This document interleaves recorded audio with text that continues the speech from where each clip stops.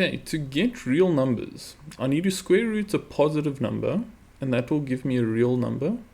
Additionally, if I square root 0, it gives me 0, and that's also a real number. And it really helps to see the other side of the coin here. If I square root a negative number, it's going to give me something that's non-real, and anything divided by 0 is undefined, which is also not in the realm of real numbers. So we've got to watch out for these two things. So if I start looking here and I analyze the top, we've got to know a very important rule in algebra.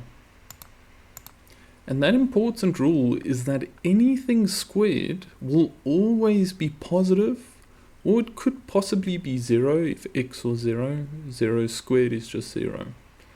So that means this x squared here will always be positive or 0, and then I add 4 to it, so it eliminates the chance of it equaling 0. So the top will always be positive. And that means only the bottom of the fraction could possibly make this thing positive or negative. So if I want real values, I'm going to want a positive number divided by a positive number, so that underneath the square root I get something positive. So what I do is I grab the bottom, 9 minus x, and to make it positive, I want it to be bigger than 0. If I say something is bigger than 0, that's a fancy way of saying it's positive. Just a small side note here, I cannot make it equal to 0, because then I'm going to get divided by 0 and I'm going to get the undefined stuff. Now, after I've done that, I just solve for x. So I'm going to take this minus x over to this side, and then press the mundo. Here's our answer. X should be smaller than 9. Remember, this crocodile always eats the bigger one. So we're currently reading it from right to left, which is like Arabic. So if you want to swap the order to read it better, please, by all means, do it. And if you do swap the order, just make sure the croc is eating the same oak as before. And now we can read it from right to left, so x is smaller than 9. And your 1 mark purely just comes from the answer over here. Right, moving on to 1.1.2. They ask where it is not defined. Right, that's a fancy way of saying where is it undefined. And we briefly went over that in the previous question. So anything divided by 0 is undefined. So to apply that logic to this question, the top can really be anything. I don't care about the top. I care about the bottom. I want the bottom to be 0. So I grab the bottom, I make it equal 0, just like that, and then I solve for x. So I take this minus x over to the other side, and we get x equals 9. Just like that, and you just get 1 mark for this answer.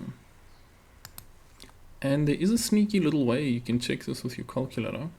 So I've typed this expression into my calculator, but instead of x's, I leave open little brackets like this. And I'm going to fill this 9 into those open brackets. And anything that's undefined will give you math error on the calculator. So I'm expecting to get math error here. Yes, a math error, and so we know it's undefined now. Math error could also come about from non-real stuff. Okay, in 1.1.3, given that x is 1, is the expression rational or irrational? Validate your answer with an appropriate calculation. Okay, so I'm going to hoy this one straight into this expression. Let's sub it in quickly. Okay, so you can just see I've changed these two x's to a 1. I like to put them in brackets so that I can more clearly see what I changed x to. Okay, and ain't nobody got time for that, bro. That's going straight in the calculator. Okay, so we just pop it in as we see it there, press equals, and I get this root 10 over 4. And that root 10 over 4 is kind of talking to me. So if I have a root in my answer, then it's definitely going to be irrational. If this simplified to like 2 over 3 and there were no roots, then it would definitely be rational. So the root is my trigger to recognize that this thing is irrational. So I've just got to answer their question and say therefore irrational.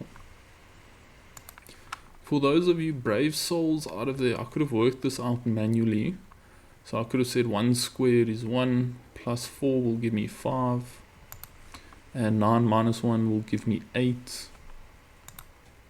and then the square root will still sit over that 5 over 8. And now the same logic is present. There's still a square root in my answer. These are not perfect squares, so I can't really simplify that further. So it still leads to the conclusion of irrational.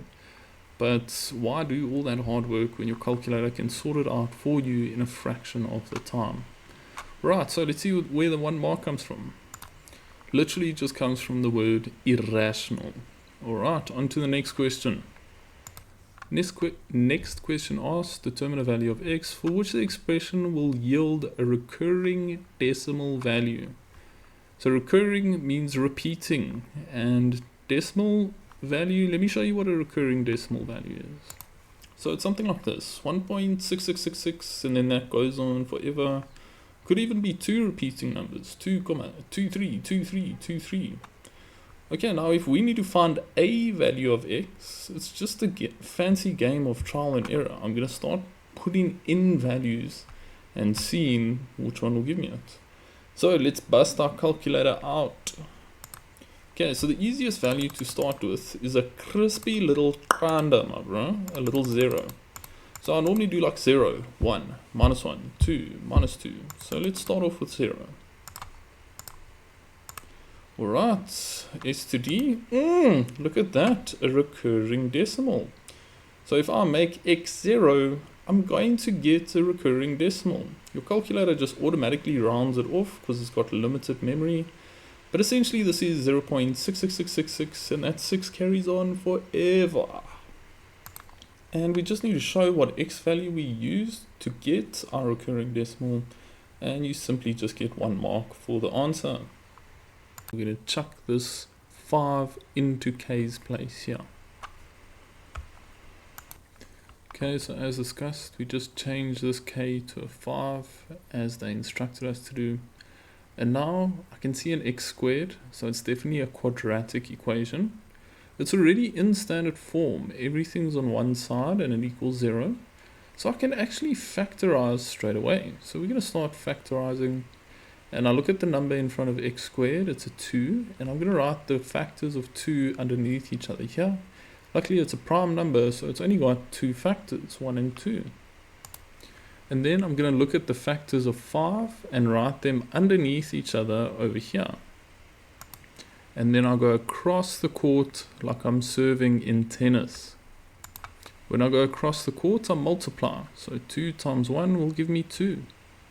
And then I'm going to go across this way. 1 times 5 will give me 5. And now I somehow need to add or subtract these two numbers to get this minus 3 in the middle. And I think I can get that accomplished by saying plus 2 minus 5. Okay, so plus 2 minus 5 is definitely working to get me that minus 3. Now I transpose these signs back in over there. And after I do that, I chuck a little x here, chuck a little x here. And then those form my 2 brackets. So it doesn't matter what order you write them in. I'm going to write this one first, and I don't have to write this 1 over here. So I'm just going to say x plus 1 for my first bracket. And my second bracket will be 2x minus 5. And now that our quadratic equation is factorized and equals 0, I'm going to hit the banana split, my bro. So I separate factor 1 and factor 2 and make each one equals 0 separately, just like this. So I'll make my first factor, factor 1, equals 0, or I'll make my second factor, factor 2, equals 0, and then I'll start working with them separately. If you're curious to know why we do that, it's because 0 times anything equals 0.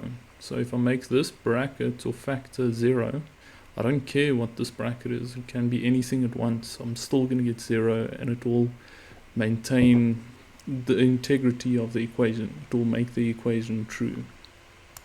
Okay, now I'm going to solve for x separately. So I'm going to take this plus 1 over, and it becomes minus 1. In this one, I start by taking the minus 5 over, and it becomes plus 5.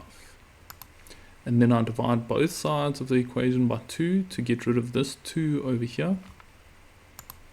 And then these 2's cancel with one another. And we get our second answer for x to be 5 over 2.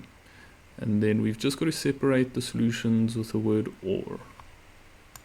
Yes, it's quite a hard for 2 marks. Okay, first mark comes from the factors over here. Second mark comes from the correct 2 answers. In question 1.2.2, they told us to solve the same equation if k equals 4.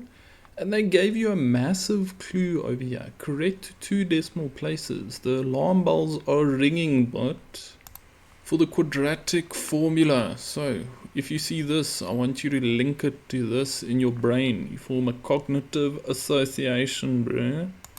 Okay, so let's start off by putting this k value into k's place over there.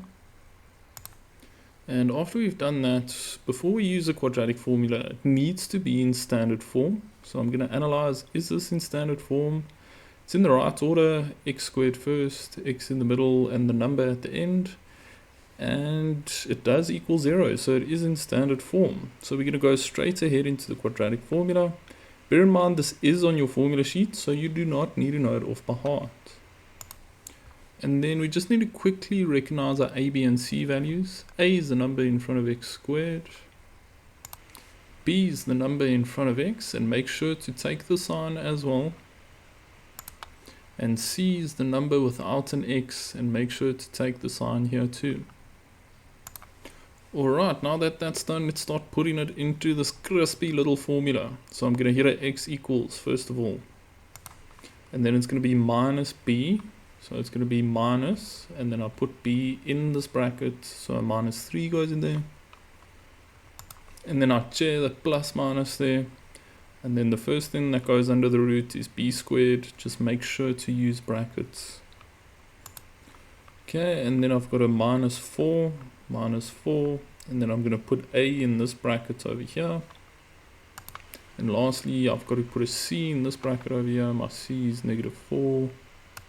And then that sorts out the top. Now we're going to do a huge divide line, and we're going to put 2a at the bottom.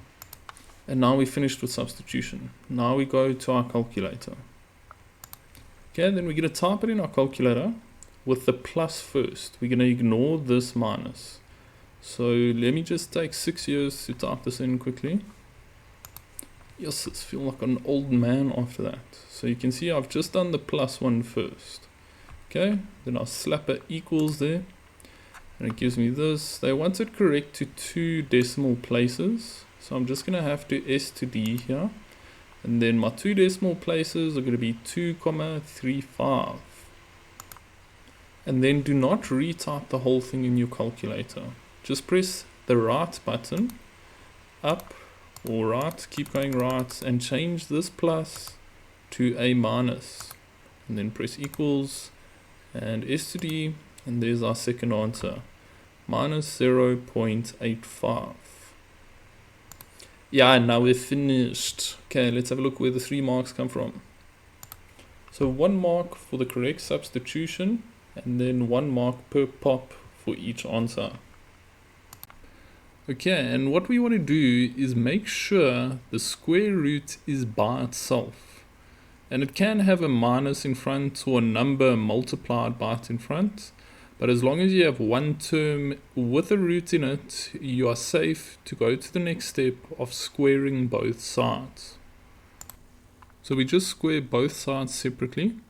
Now don't fall in the trap over here. Do not shower the power. If you see a square on the outside of a binomial, that square gives you instructions to write the bracket twice.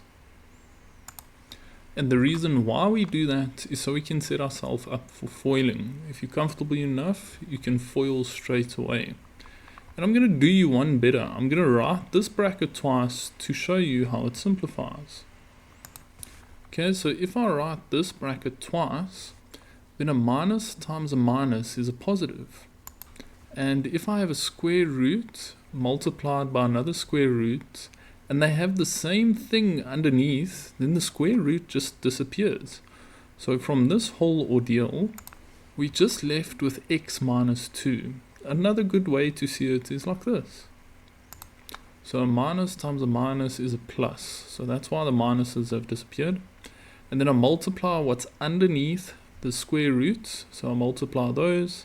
So I get that bracket squared, and then this square cancels with this surd to give us what we previously had, x minus 2. Okay, now over here I'm going to FOIL. And when I FOIL, I multiply. So f stands for the first term in each bracket. X times x is x squared. O stands for the outer two terms, so it's x and negative 4. So x times negative 4 is negative 4x. R stands for the inner two terms, so negative 4 times x, once again, is negative 4x. And L stands for the last two terms in each bracket, so negative 4 times negative 4 is plus 16. Okay, and while I'm here, I'm just going to do these two like terms. Minus 4x is minus 8x. And now I'm going to analyze what type of equation I have. The highest power of x I see is x squared. So this is a quadratic equation. So I want to get standard form. And to do that, I'm going to have to move these two terms over to the other side. And at the same time, I want to get the right order. So I want the x squared to be first here. The minus 8x can stay where he is. Now when I move this x over, it's going to become minus x, because over here it's plus x. When I move it over the equal sign, it becomes the negative version of itself. So let's put that minus x over there. The plus 16 can stay next to this. And I'm going to move the minus 2 all the way at the end here next to the 16. And when I move it over the equal sign, it becomes plus 2. It becomes the opposite sign of what it previously used to be. And if I take everything over, then there's nothing left here. There's kinda, my bro, 0. Okay, so what I was talking about the order, I want the x squareds first. I want everything with the x in the middle. And I want the things without an x at the end, aka the numbers that do not have a variable. Now we're going to do the like terms. Over here, if there's no number, we assume it's a 1. And minus 8x minus 1x is minus 9x. If you're having a little bit of trouble with those mental calculations, just use your calculator to triple check. Just type it in without the x's. So minus 8 minus 1 will give you minus 9, and then you just glue the x onto that. Okay, and then plus 16 plus 2 is plus 18. Okay, now we can have, well, we have standard form, it equals 0. So now we can start the process of factorizing. So I look at this number here, the factors of 18. When I do the tennis court method like I did previously over here, you only do the tennis court method when there's a number in front of x squared. These ones are a lot easier. If you don't have a number in front of x squared, or if it's 1, then you can just have a look at the factors of 18. And we need to use those factors to get negative 9. So 1 times 18, that won't work to get me negative 9. 2 times 9, close, but it still won't work. 3 times 6, perhaps that will work. After I've identified the correct factors, I need to add or subtract them to get negative 9. And I can do that by saying minus 3 minus 6. And once I've done that, I'm going to set up 2 empty brackets with the x at the beginning. And inside of my first bracket, it's going to be x minus 3. Inside of my second bracket, it's going to be x minus 6. And then one last thing you must do if you are using this method, just check if you multiply these two numbers that it does give you positive 18. Negative times a negative gives me a positive. 3 times 6 gives me 18. Okay, so it's working on all fronts. So now we hit the pisang split, where we make each factor equal 0 separately. Take this negative 3 over and it becomes positive 3. And we take this negative 6 over and it becomes positive 6. Okay, and here are our two answers for x. Now we're not quite done. We need to test the answers. Anytime you see a square root in the equation, you must test your answers. So we're going to put each answer in and see if it works. So if I put this 3 into x's place here, on the left hand side I'll get 3 minus 4, which is negative 1. And then I'm going to put this 3 into x's place over here. Yes, ain't nobody got time for that, bro. That's going straight in the calculator. Okay, so I just pop that in, press equals, and you can see it gives me -1. Which means that x equals 3 is definitely a solution. That guy is working. And now we're going to test the 6. Okay, so if I put this 6 in x over here, I get 6 minus 4, which gives me 2. And then I'm going to put the 6 into x over there. Yo, I don't have time for that. So I'm just going to use this one from last time. Change this 3 to a 6. And I get -2. So because I'm getting different things on the left hand side of the equal sign and the right hand side of the equal sign, it tells me that this is not an answer. So we've got to put a stroke through this equal sign. And why that happens is when we square both sides, we normally create a solution that's not supposed to be there. So at the end, we've got to triple check ourselves and get rid of it, and that is worth a mark, so you have to do it. Okay, and then quickly having a look where these 6 billion marks come from. Squaring both sides to get this gets you your first mark.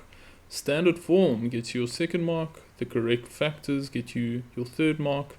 The critical values for x gets you your fourth mark. And the rejection of the invalid answer gets you the fifth mark. Quadratic, the highest power of x is x squared. And this symbol here is called an inequality. Not a crocodile mouth, an inequality. And the first step with quadratic inequalities is getting everything to one side and making it equal 0.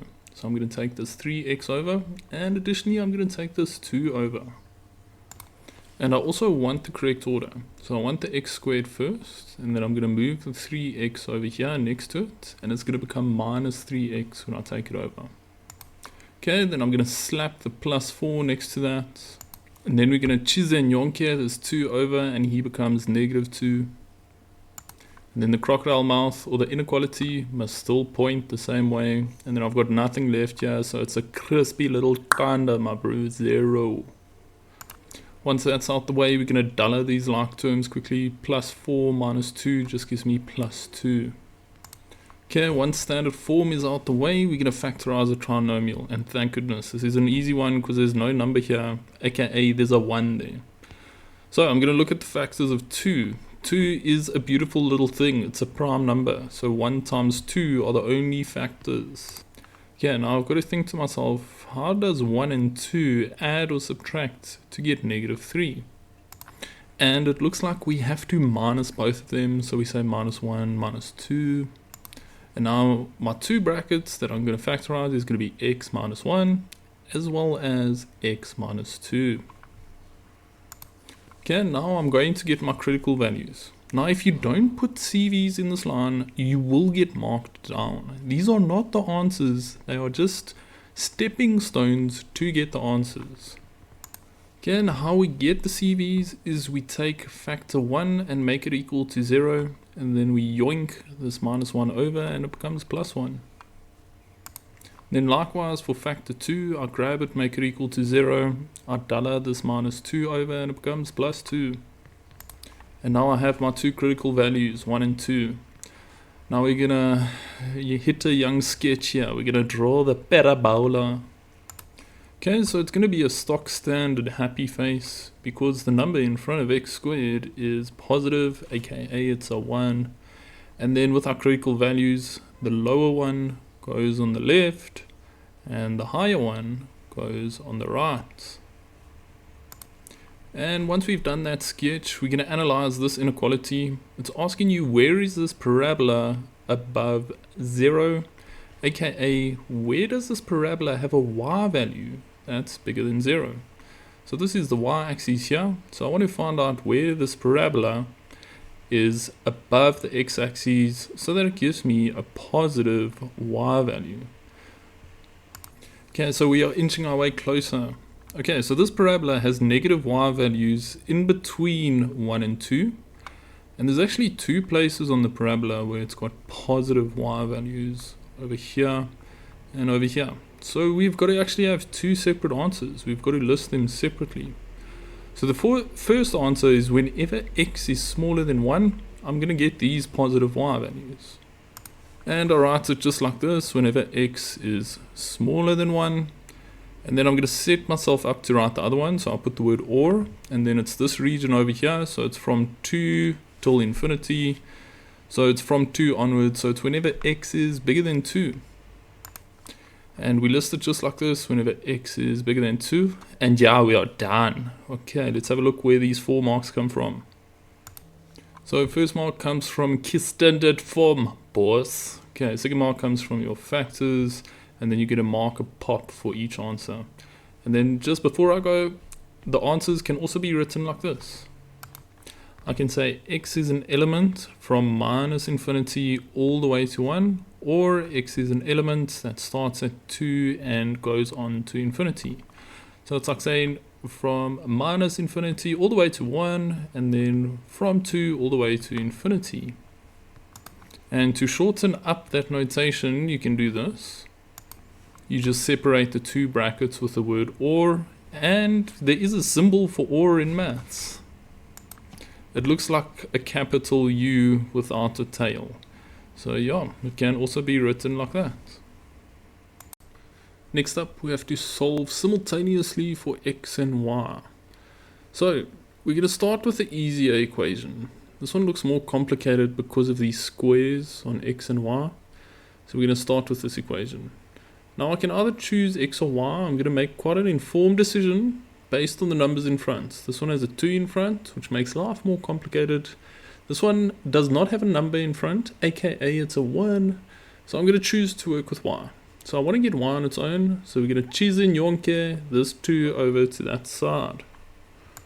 Just remember when you do that, plus 2 becomes minus 2. Now that we've got y on its own, we're going to make the necessary substitution. So this over here, we're going to put it into all the y's we see over here. So luckily there's only one y, so I'm going to sub this in to y's place. So what I do to make my life easier is I rewrite this, but instead of y, I leave an open set of brackets, and inside this bracket I clap this thing in there. Okay, now don't fall in the trap. This square is giving you instructions to write the bracket twice, my bro. Okay, after we write the bracket twice, we are going to FOIL the brackets. And after we FOIL, we must still keep it in a bracket because of this minus over here. So let's go ahead and FOIL quickly. Okay, so when we FOIL, we multiply the first 2 terms. 2x times 2x gives me 4x squared. Okay, the outer 2 terms. 2x times minus 2 gives me minus 4x. And then the inner 2 terms, minus 2 times 2x, that gives us another minus 4x. And then the last 2 terms, minus 2 times minus 2 gives me plus 4. Yes, that's a lot of 4's, bro.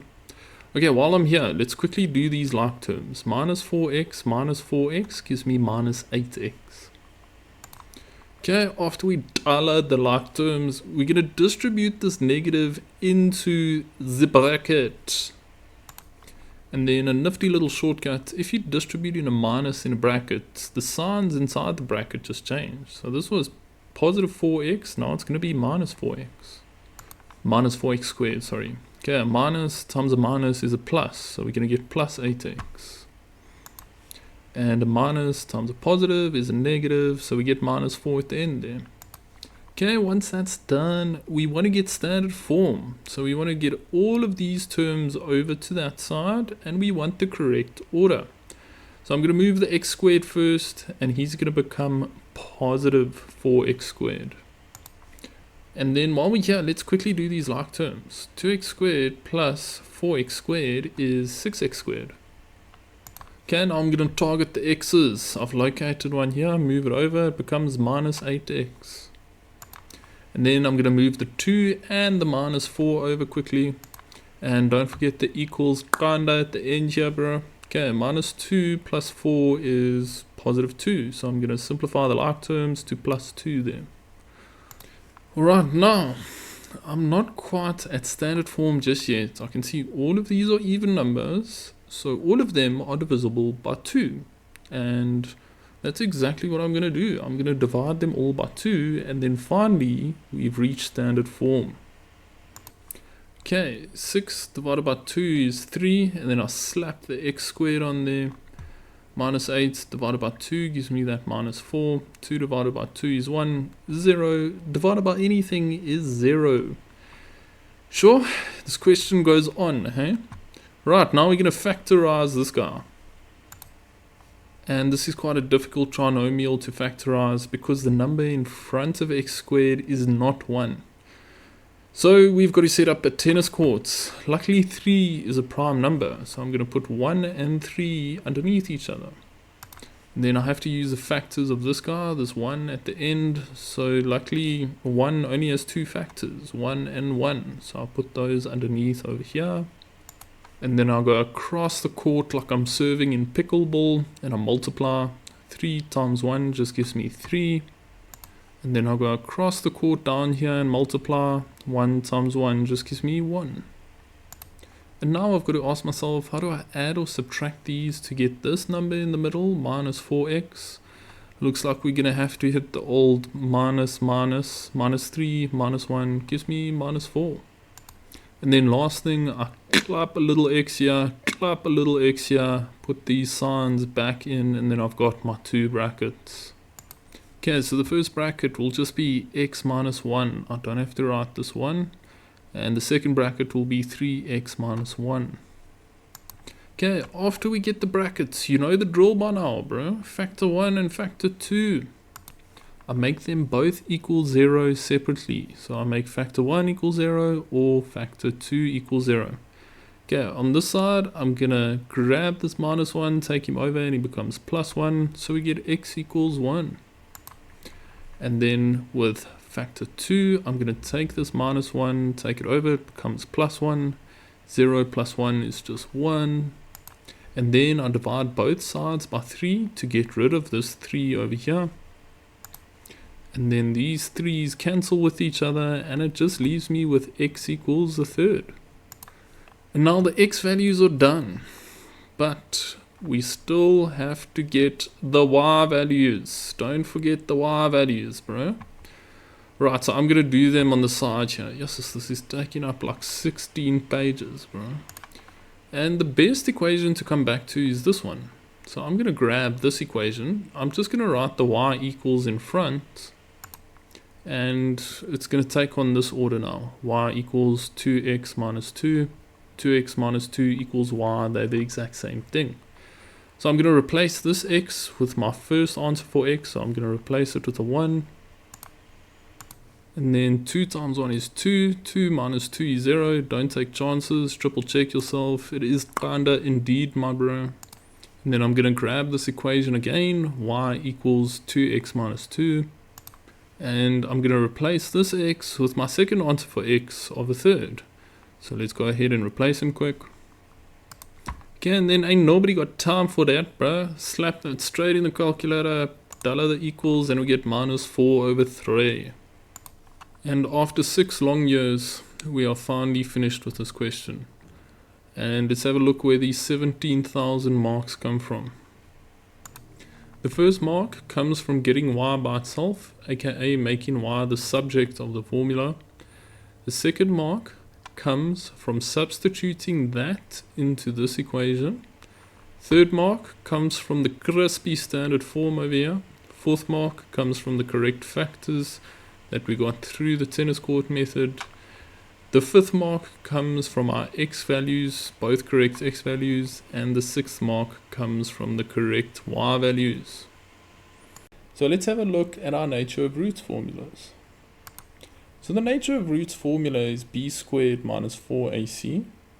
A, b, and c are representative of the coefficients of x squared, x, and no x respectively. So if I want real roots, I model it to be bigger than or equal to 0. If I want real and unequal roots, I model it to just be bigger than 0. And if I want real and equal roots, I make the discriminant equal 0. And if I want non-real roots, I make my discriminant less than 0. We are going to be heading down this path, the unequal roots. The question specified they want unequal roots. So let's get rid of the other equations. Okay, but we have a bit of a problem. We need standard form so that we can get A, B, and C. So I'm going to grab this equation quickly. And to get this in standard form, I'm going to move the P over next to the 3 here, and it's going to become plus P. And that's officially all it takes to get it in standard form. Now the coefficient of x squared is my A value. And the coefficient of x forms my B value. And everything that does not have an x forms my C value. Now that we've got standard form out the way, we're going to chuck A, B, and C into this formula, and then we're going to see where it takes us. We're going to strap on for the ride, my bro. So, B is 4, so I'm going to change this B to 4. And then A is negative 2, so I'm going to change this A to negative 2. And C is this mess over here, so I'm going to change C to this. But don't forget brackets, it must be inside a bracket. Once our substitution has been made, we are going to solve for P. So 4 squared is 16. Minus 4 times minus 2 will give me plus 8. And I'm going to leave the rest of it for now. Now I'm going to distribute this plus 8 into the bracket. Alright, plus 8 times negative 3, a positive times a minus is a minus, 8 times 3 is 24. And 8 times p will just give me plus 8p. And nothing will change with the rest of the inequality. This will still point in the same direction, and we've still got our crispy little kanda over there, bro. Right, let's start simplifying this. 16 minus 24, triple check with your calculator. It's going to be negative 8. And then we're going to shine this negative 8 over to that side. Just remember, you change the sign when you do that. So if you're going over the inequality symbol, it's going to change sign to positive 8. Now I need to get rid of this 8 in front of p, so I divide both sides by 8 to get rid of it. Okay, and then these 8s over here are gonna grab it, bruh. They cancel with one another, leaving you with just a p on this side, and 8 divided by 8 is simply just 1. So whenever p is bigger than 1, we're going to get unequal roots for this quadratic formula, or unequal x-intercepts if you want to see it that way. So let's have a look where the 4 marks come from. We get 1 mark for the substitution into the discriminant formula, 1 mark for the condition of making the discriminant bigger than 0. 3rd mark comes from the correct delta expression, and the 4th mark comes from the correct final answer. Okay, welcome to your challenge round. So for which values of p will this equation have roots that are both positive? To start this off, I'm going to divide everything by negative 1 so that I get a positive p here. It's much easier to work with positive p rather than negative p. And in summary, what that does is it changes the signs of everything. So this minus 2x squared became positive 2x squared. The plus 4x became minus 4x, etc., etc. Now, to help you understand this question, I'm going to draw this parabola. Because the number in front of x squared is positive, it's going to be a happy face. And then I'm going to show you around this parabola a little bit. This plus 3 will represent the y-intercept of the parabola. And because I have a negative b value, I know that the turning point of the parabola sits on this side of the y-axis, so it's to the right of the y-axis. And then from the previous question, we discovered if p is bigger than 1, we are going to get unequal roots.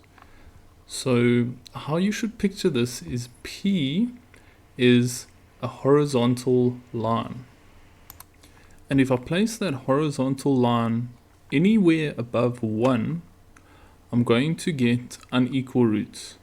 So it stands to reason if I place it on 1, I'll get equal roots.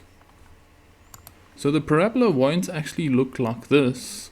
Its bum is going to sit here. Its turning point will sit on this line. So it will look more so like this. So anytime p is bigger than 1, so let me show you. If I draw the horizontal line here, then the roots are unequal.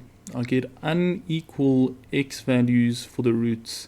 And the roots are representative of where this horizontal line touches this parabola. And that happens all the time when p is bigger than 1.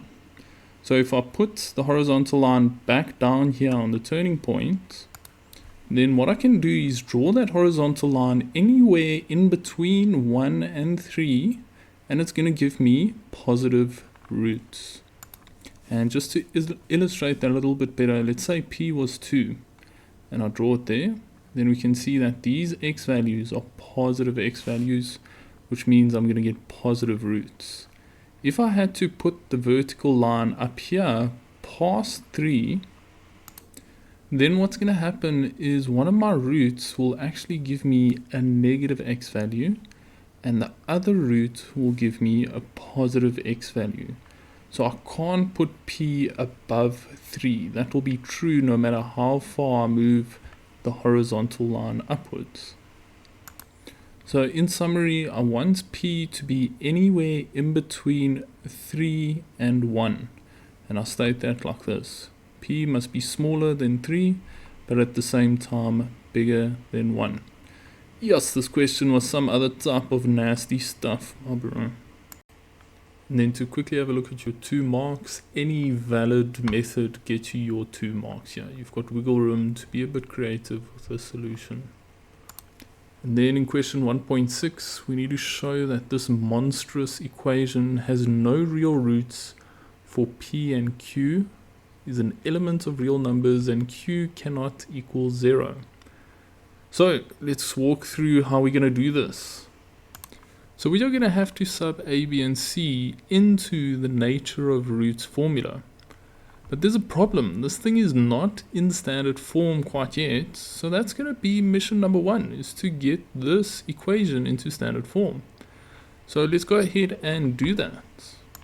So after I've grabbed the equation, I'm going to move both of these terms over to that side of the equal sign so that everything equals 0. And remember, we want the right order. We want x squared first. We want the one with x in the middle. And the one that does not have an x, we want it at the end. Okay, so this is going to stay in front. When I move this over, it changes from a minus to a plus. And then we're going to move this okie over all the way to the end here. And he's a minus over here, so if I move him over the equal sign, he's going to become plus q squared. And as always, we have the equals kinda at the end, my bro. Okay, now I can extract my a, b, and c values. The coefficient of x squared is a, so p squared plus 1 is my a value. And the coefficient of x is my b value, so 2pq is my b value. And lastly, everything that does not have an x is my c value. And once that's out the way, we're going to sub those guys into the discriminant formula. Now when you sub into the discriminant formula, there should be no x's there. So we do not take the x squared or the x. They disappear when we go into the step. Right, so I'm going to replace b with 2pq inside a set of brackets. And then I have the minus 4, minus 4. I'm going to replace a with p squared plus 1 inside a set of brackets. Just remember, brackets bless your life, my bro. And then one last thing needs to be substituted. We need the c value at the end here. So I'm going to replace the c with q squared. And for comfort's sake, I'm going to use brackets, my bro. Okay, now we're going to start to simplify this guy. So I'm going to shower the power in here. 2 squared is 4. Shower it to the p and I get p squared. Shower it to the q and I get q squared. So it's 4 p squared q squared. And just for interest's sake, I could have written the bracket twice as well. That works. 2 times 2 will give me that 4. P times P will give me that P squared. And Q times Q, you guessed it, gives me Q squared, boss. Okay, and then over here, I'm just going to distribute one thing at a time. So let's get that Q squared inside there. Okay, and then Q squared times P squared is just P squared Q squared. And Q squared times 1 is just plus Q squared. Now that that's done, I'm going to distribute this negative 4 into that bracket, and then I've officially got rid of all the brackets. Okay, so if I take the minus 4 and distribute it to this first term, minus 4 times P squared Q squared is just minus 4 P squared Q squared. You just like glue it on. Same thing is apparent here. Minus 4 times Q squared is just minus 4 Q squared. Alright, I'm seeing some like terms here, bro. Same variables, same exponents. And 4 minus 4 gives us the classic Kanda, my bro. So if we simplify this thing, these two terms, 4p squared q squared minus 4p squared q squared, we're gonna slap them out of here, my bro. Slap. Okay. So we just left with minus 4q squared as our discriminant. And now we're going to analyze our discriminant and jump to our conclusion. So that important algebra rule is coming back into the picture. And that rule dictates that anything squared is always positive, or it could possibly be 0. So this q squared over here will always be positive. And then also they said q can't be 0, so this will never ever be 0, it will only be positive. Now I'm taking that positive number and I'm multiplying it by negative 4. And a negative times a positive will give me a negative number, so my discriminant will always be negative. Okay, now let's see how we're going to write that up. Firstly, we've got to say q squared will always be greater than 0. And I do not put the equals to sign here because they told us it cannot equal 0. So if I multiply both of these sides by by negative 4, I'm going to get a negative. So negative 4 times q squared will always be smaller than 0, aka negative. So that successfully proves that my discriminant, which is represented by a triangle, is less than 0. So we can conclude that we have non-real roots. If we square rooting a negative number, we get non-real roots. Okay, let's have a look where the 16,000 marks come from in this painful question. Ranch, we had 1 mark for your standard form there, boss. 1 mark for your substitution, 1 mark for the simplification of your discriminant, 1 mark for the correct expression for your discriminant of minus 4q squared, and then the last mark comes from your explanation behind non-real roots. Okay, we've officially hit the exponents. We've got to simplify this without using a calculator, and we always do the inside of the bracket first. So I'm seeing negative exponents, so we're going to use the negative exponent law. And just to briefly run through how that works, if I have a negative exponent, I take it to the other side of the divide line, and then the exponent becomes the opposite sign of what it used to be. So we're going to apply that to this 2 to the negative 1 as well as this 3 to the negative 1. And if they're not a fraction, I make them a fraction simply just by putting them over 1. Okay, now we're going to move them. So if we move the 2 over, look how the exponent changed from negative 1 to positive 1. And 2 to the power of 1 is just 2, so I can simplify even further. And now it's the 3's turn to get chizinyonked over to the other side. And don't forget to change it from a minus 1 to a plus 1 when you do that. And 3 to the power of 1 is simply just 3. And then we're going to wrap that up in a bracket with a square on the outside. Okay, now I'm adding 2 fractions on the inside of the bracket, so I smell an LCD cooking in the kitchen, but... So the smallest number that 2 and 3 fit into will be 6. There is a way you can check that on your calculator. So you press alpha, and then you press this button over here to activate that LCM.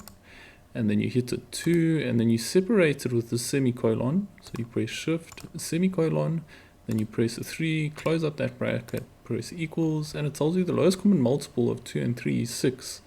But don't tell anyone about this one, because we're supposed to do without a calculator, my bro. Okay, so LCD is 6. What do I need to times 2 by to get 6? I need to times it by 3.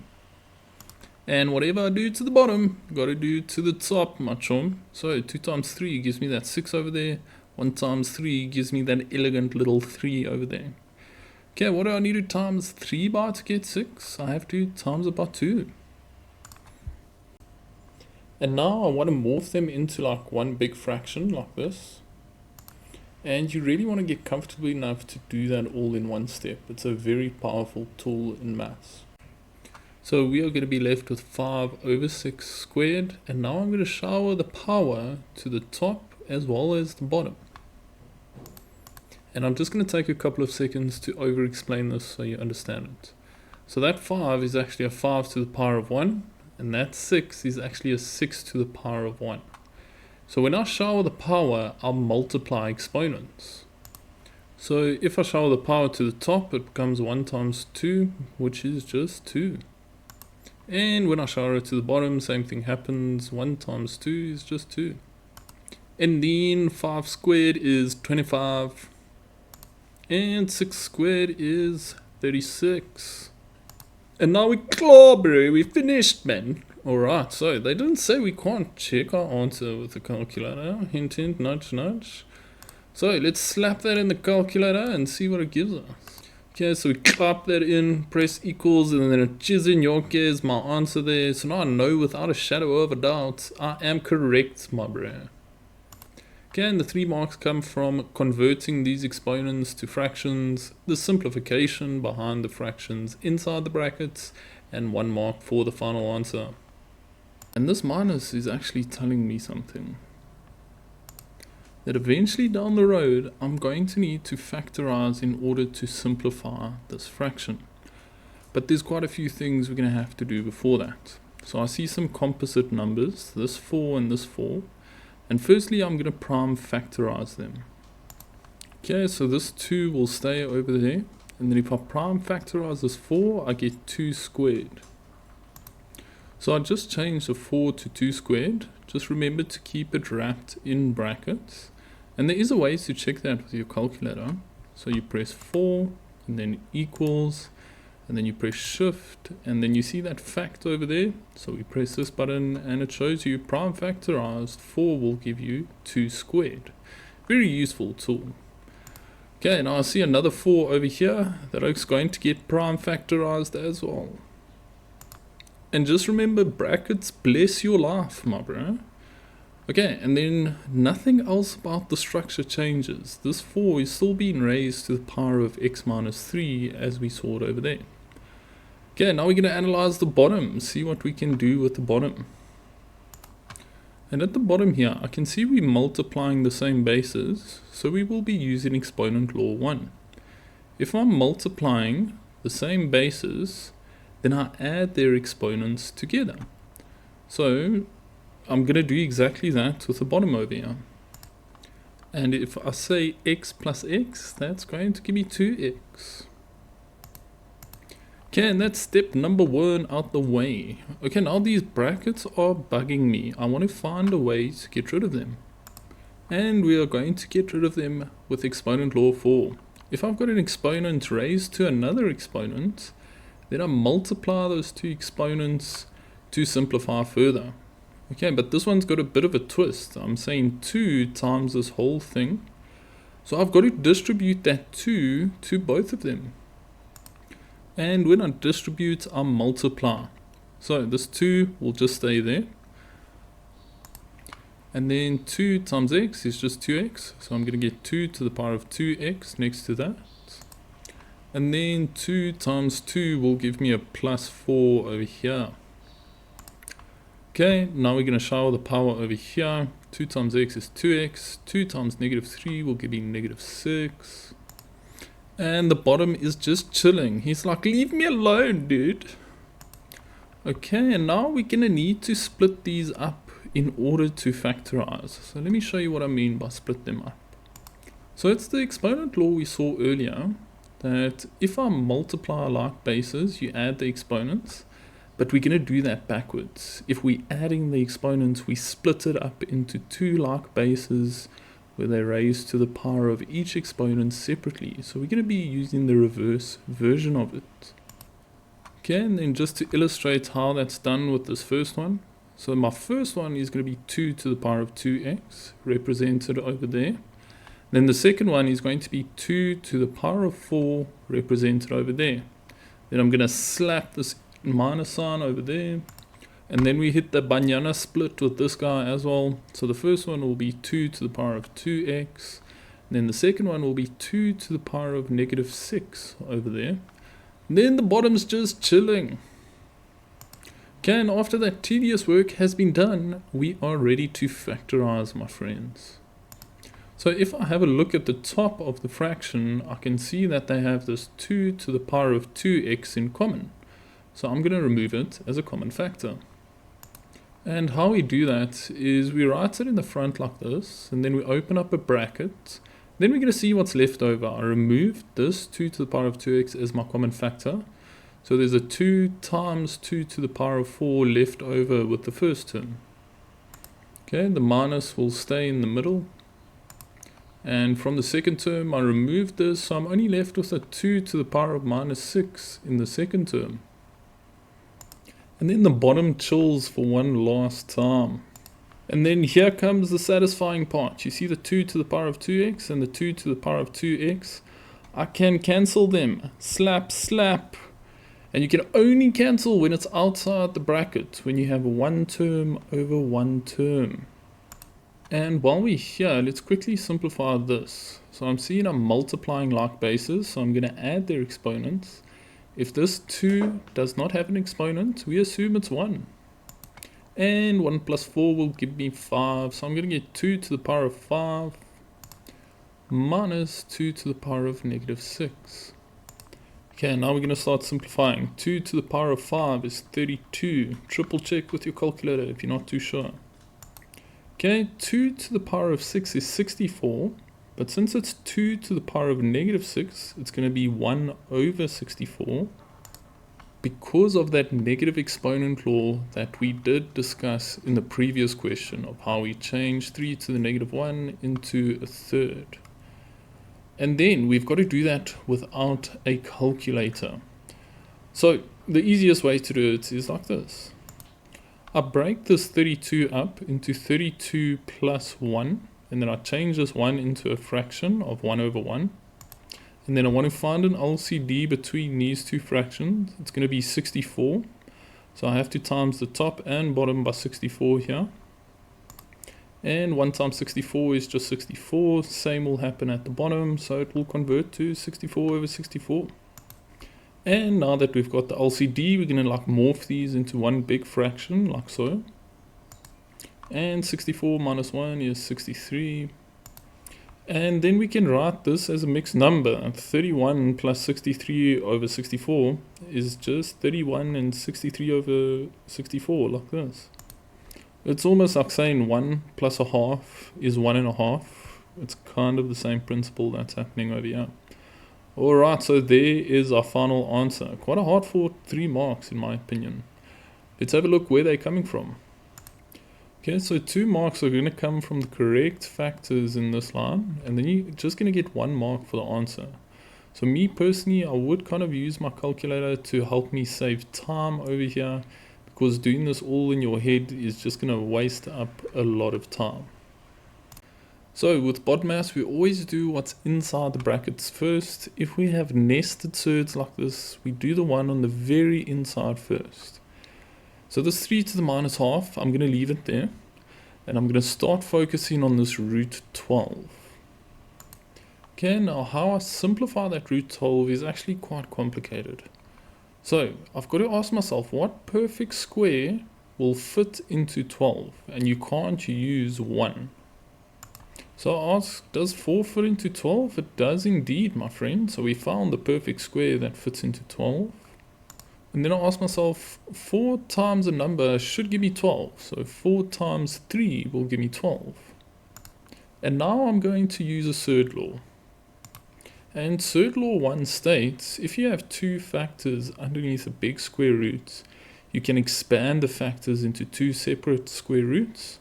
And the square root of 4 will just give you 2. And we can't square root 3, so we just leave it as the square root of 3.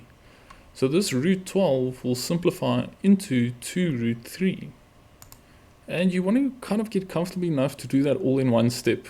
Okay, don't tell anyone I told you, but your calculator can do this for you. Square root of 12, crispy 2 root 3 there, but. So 6 years later, we convert the root 12 to 2 root 3. And now over here, I'm going to leave this cube root, and I'm going to change this square root with exponent law 5. So basically, if I have a surd, I can convert it into x to the power of a fraction. So this number here goes on top. If there's no number there, we assume it's a 1. And then this number here goes at the bottom. And if there's no number there, we assume it's a 2. So if I had to convert this into a fraction, it would be 3 to the power of a half over here. And then we're just going to wrap it up in our square brackets. Okay, now using the same exponent law, this square root of 3 over here, I'm going to change it to 3 to the power of a half. And we do that because we know more exponent laws than surd laws. So if we're working with exponents, we're in a more familiar territory and we can simplify a lot easier. Okay, now over here, I see I'm multiplying like bases, and this one doesn't have an exponent, so I assume it's 1. So we're going to be using exponent law 1 over there. If I'm multiplying like bases, I add the exponents. 1 plus a half is 1 1/2, also known as 3 over 2. And while we're here, I want to change this cube root. So how I change that is I wrap this in a bracket, and then I change it to the power of 1 over 3, just like this. And now we are starting to get somewhere. Now there are no more surds. What a dream. Okay, so let's simplify what's on the inside of the bracket first. So over here, I can cross cancel these 3's. So we're going to slap them out of here, my bro. And then we're just going to be left with 3 to the power of a half over there. Okay, and just in case you're curious as to how I get this half, top times the top. So 1 times 1 will get me that 1. Bottom times the bottom. If this cancels, there's a 1 left over. So 2 times 1 gets me that 2 over there. Okay, we're almost there. Now we're going to distribute this into the bracket. Okay, so I've distributed that in there. And then I just kind of put the 3's next to each other to set myself up to use exponent law 1 again. And then over here, we just slap them next to each other. Now we can see the same base here and here, and they are being multiplied, so I can add their exponents, and the same will be true over here. Okay, so let's add them up together. Minus a half plus a half. And that's going to cancel each other. We're going to slap them out of here, bro. So what we're going to be left with at the end of the day is 2 times 3 to the power of 0 plus 3 to the power of 0. And anything to the power of 0 is 1, my butt. And the calculator concurs with me, also tunes me 1. Check it this, bro. If I change this to 7 to the power of 0, guess what it's going to give me? A crispy little 1, but engine number 1. Okay, so let's change these to 1's. And 2 times 1 is just 2. And 2 plus 1 will give me 3. Okay, and then I never trust my work for the simple fact of I am a human being. I do make mistakes. So I want to find ways to check my work. So I'm going to slap this into my calculator, press equals, and how's it? But yeah, we get 3. The calculator agrees, my bruh. Okay, let's have a look where those 4 marks come from. Okay, simplifying what's inside the brackets gets you the first mark. Changing the surds to exponents gets you the second mark. Having the correct factors present over here gets you the third mark. And the last mark comes from the answer of 3. This plus is telling me something, but it's telling me to factorize eventually down the road. And I also see 5 to the power of x there, 5 to the power of x there, so it's definitely going to be factorization to get that 5 to the power of x by itself. A good little tip someone told me, if you see an x twice and you want to see it once, you either factorize or you do like terms if possible. So we're going to start off here by splitting this up using the reverse of law 1. If I add exponents, I can split it up into 2 like bases. And I'm going to do that so I can factorize. Okay, after we split this guy up like so, I can smell the common factor. It's cooking in the kitchen, but... And it's just 5 to the power of x. So I'm going to write that at the front and then open a bracket. Okay, then I'm going to analyze my first term. I took this out, so I've only got a 5 to the power of 1 left over. And 5 to the power of 1 is just 5. Okay, now I'm going to analyze the second term. I took the whole of the second term out, so there's a sneaky weasel left over. There's a 1 left over. And if it helps you, you can also see this as like 1 times 5 to the power of x, so that 1 stays behind. And now we're going to simplify what's inside the brackets. 5 plus 1 is 6. And now I need to get rid of the 6 so that I can do the same base, same power principle. So divide both sides by 6. Okay, these 6's, we're gonna pop them out of there, my bro. Okay, 150 divided by 6. Ain't nobody got time for that. I think it's gonna give me 25. And indeed it does. Definitely 25. Now I'm gonna prime factorize that 25. So I press shift effect and it changes it to 5 squared, my bro. Okay, now that we have the same base, we can just make the exponents equal and drop the bases. So x will simply equal 2. And quickly having a look where your 4 marks come from. The correct factors get you a first mark. Simplification to this gets you a second mark.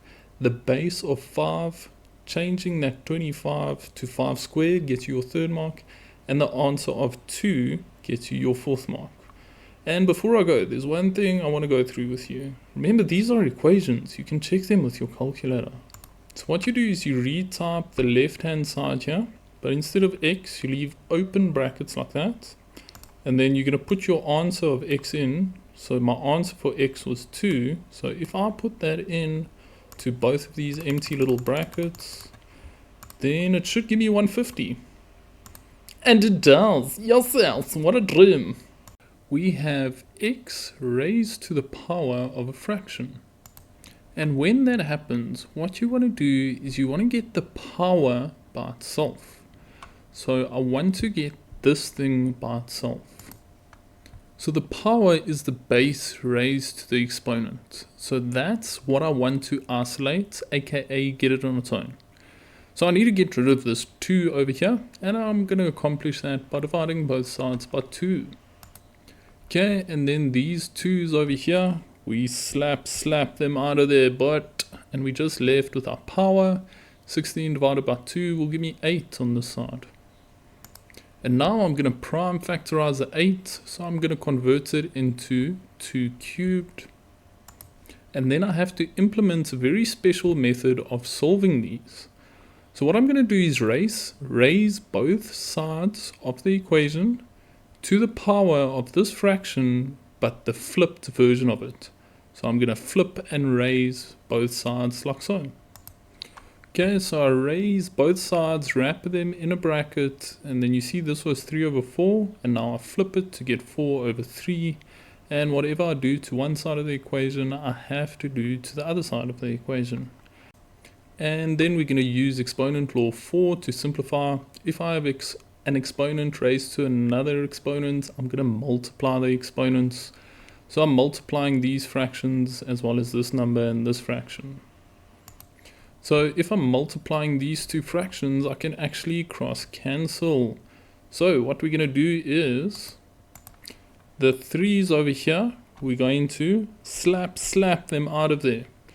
And then the 4's over here, we're going to clap them out of there, my bro. Everything cancels and you're left with x to the power of 1, which can just be written as x.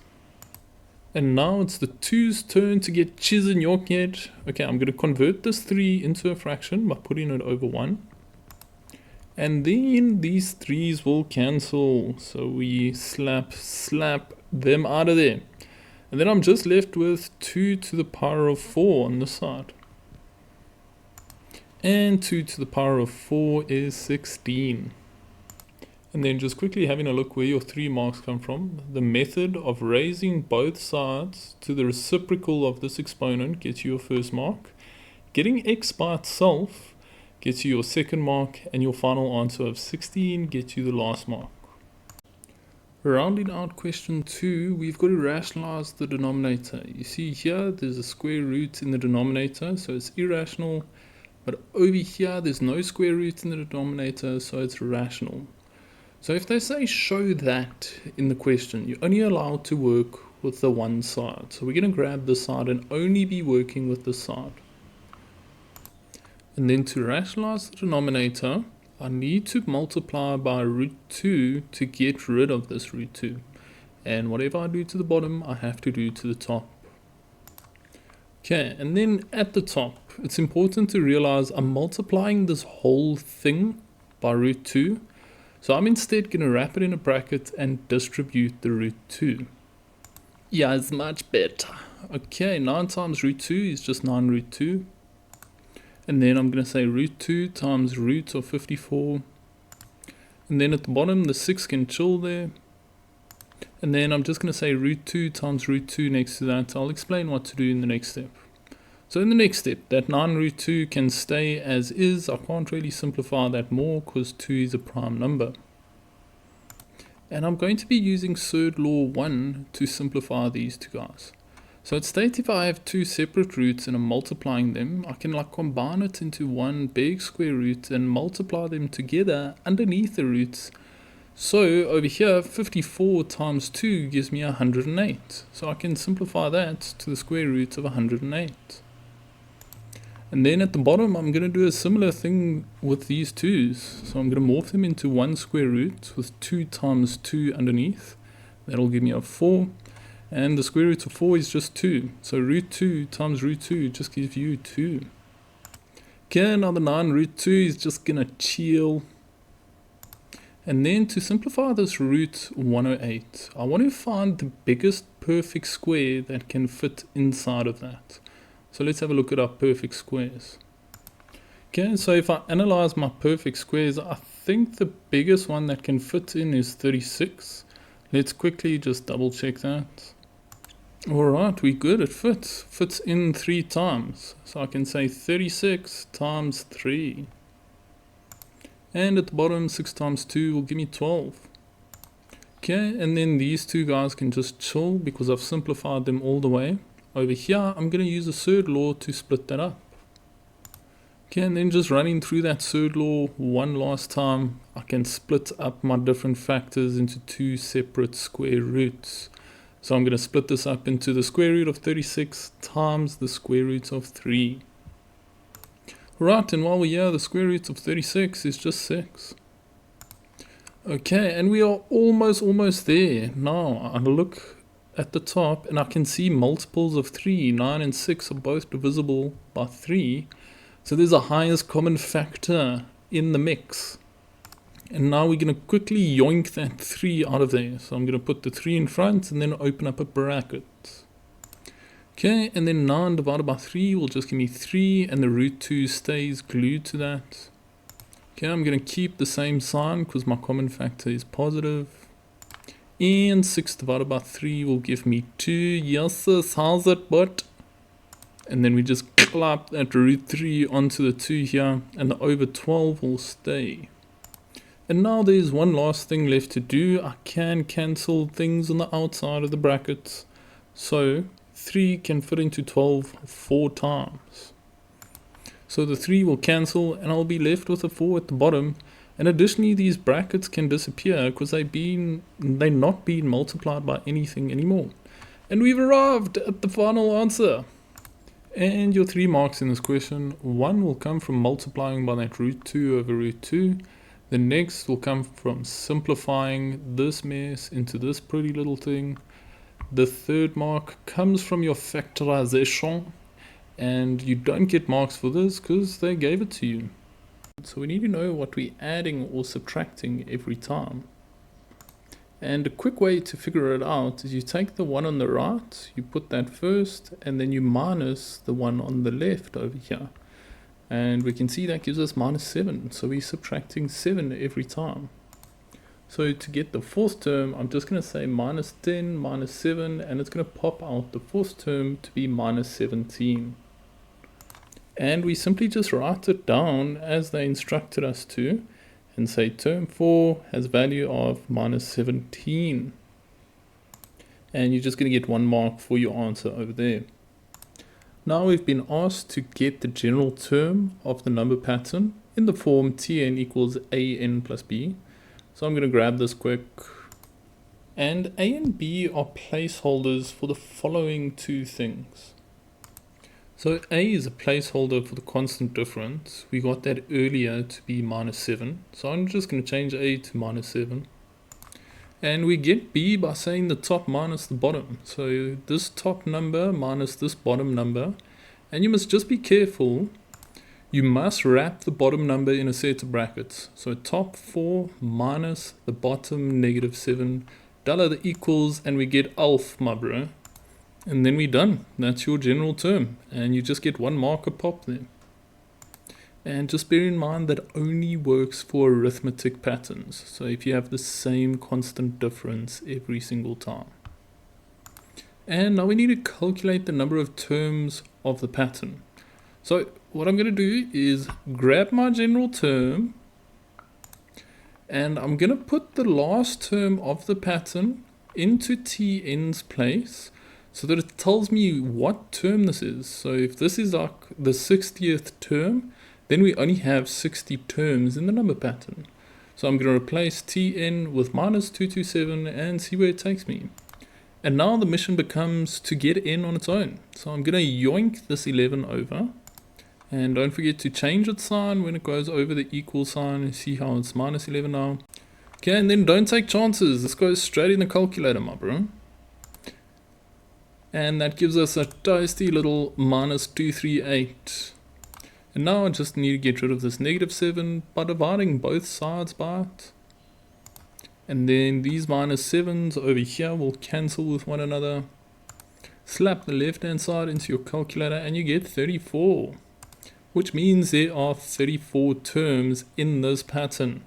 Okay, let's have a look where the marks come from. We are going to get 2 marks, one for subbing in that minus 227 into Tn's place, and the second mark comes from your correct final answer of 34. And welcome to your challenge round. This number pattern is the first differences of a quadratic number pattern, and we need to determine whether the quadratic number pattern will have a maximum or a minimum value, and we need to back ourselves up with an appropriate calculation. Okay, so strap in, this is going to be quite an explanation. So where it fits in the quadratic pattern is in this middle line. It's the arithmetic pattern, or the first differences. And we're actually going to find out A to find out whether we have a happy or sad face parabola. So I just grab this equation here, 2a equals minus 7, divide both sides by 2, and I get minus 7 over 2. And then if I had to put this a into the general term of my quadratic pattern, it would look like this. And if the number in front of n squared is negative, you're going to get a sad face parabola. And sad face parabolas have a maximum, so we know that this pattern has a maximum value. And that was a bit of a nasty ho-ho of a question. And your 2 marks will come from the correct a value and the word maximum. In question 4, we've been given a quadratic number pattern and we need the next term. So we've got to set up like that upside down pyramid. And we're going to start off that process by getting the first differences. Remember, you say right minus left. 0 minus 69 is minus 69. And minus 63 minus 0 is just minus 63. And now I'm going to dart for the second difference. And geez, I'm not taking chances with this one. So I say the one on the right minus the one on the left. And don't forget to wrap that in brackets because of this minus here. Clap a little equals there and we get 6. Okay, after that's out the way, we're going to work like backwards up the tree to get the fourth term, or the next term in the pattern. So we're going to clap a little 6 here, and what that means is to find this number, I just need to say minus 63 plus 6, slap that in and you get minus 57, and then we add these two numbers to get the next term. And just remember brackets, bless your life, bro. So minus 63 plus negative 57 gives me minus 120. And you're simply just going to get 1 mark for your answer there. And bear in mind, I can only do this if they tell me it's a quadratic number pattern. Next up, I need to calculate an expression for the nth term of the quadratic pattern. And this requires you to know 3 formulas off by heart. These are not on the formula sheet. So the first formula is 2a equals the second difference. The second formula is 3a plus b equals the first difference. A plus b plus c is equal to the first term, with the ultimate goal of we're going to get a, b, and c and then put them in here, and then that's going to be our nth term. So we start off at the bottom. So we grab this, 2a equals 6, and we solve for a. Okay, and then we just need to get rid of this 2 in front of a, so we divide both sides by 2. These 2's cancel, and 6 divided by 2 gives me 3. And now we start working our way up the tree, so we're going to grab this equation quickly. And then we already have the value of a, so we're going to sub that in there straight away. Okay, after we sub that in, we just solve for b. 3 times 3 will give me 9. And then I'm going to yoink that 9 over the equal sign and it becomes negative 9. And then you know this by now. Don't take chances, my bro. Minus 69, minus 9. Slap it in the calculator, press equals, and you get minus 78. Okay, once we have b, we're going to go for our last formula. A plus b plus c equals the first term. We're going to grab it and then sub a and b into it. Okay, so having a look at a is equal to 3, so I'm going to change this a to 3.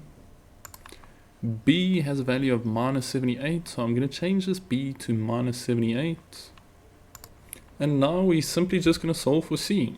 So a positive times a negative is a negative. And 3 minus 78 is minus 75, but double check with your calculator, don't take chances, bro. And then we're going to cheese and yonke this minus 75 over to the other side of the equal sign, and it becomes plus 75. Okay, and then ain't nobody got time for that, bro. It's going straight in the calculator, gives me a tasty little 144. And now that we have a, b, and c, we're going to put them in here, and then our job is done. So I'm going to change this a to 3, and I'm going to change b to minus 78, and c to 144, sorry. And now we've officially answered the expression, or answered the question by getting this expression for the nth term of the quadratic pattern. Okay, let's have a look where the 4 marks come from. First mark comes from the correct value for the second difference of 6. Second mark comes from the correct value of a. Third mark for b, and the 4th mark for c. It's a little bit harsh that they don't give you a mark for this. They've been a bit slag, bruh. And rounding out question 4, we need to determine the smallest term in this pattern. So we don't actually need to see the pattern, but we need the general formula. Okay, I'm going to explain the mechanics behind what we're doing first before we even go ahead and do any calculations. Alright, yes. Okay, so this over here, if I had to graph it or draw a graph on it, it's a parabola. Because you see the highest power of n is n squared. So yeah, it's a parabola.